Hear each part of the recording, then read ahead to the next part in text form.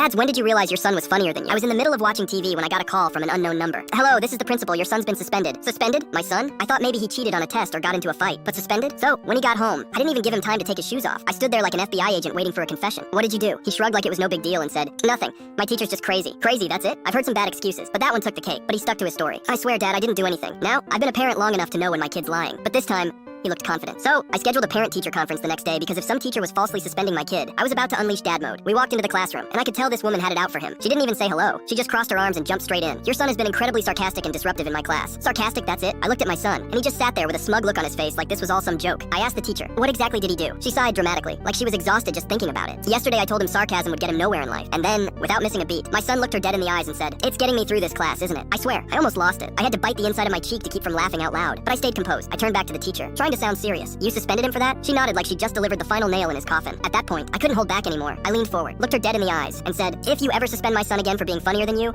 I'll get you fired. Her face went from smug to pale in two. 5 seconds. Suddenly, the suspension wasn't a problem anymore. She started backtracking, mumbling something about reconsidering his punishment. But I was already grabbing my son's backpack. We walked out of that school like we'd just won a court case. And on the way home, I finally looked at him and said, you know, you might actually be funnier than me. He just grinned and said, really? Nope, you'll never be as funny as me.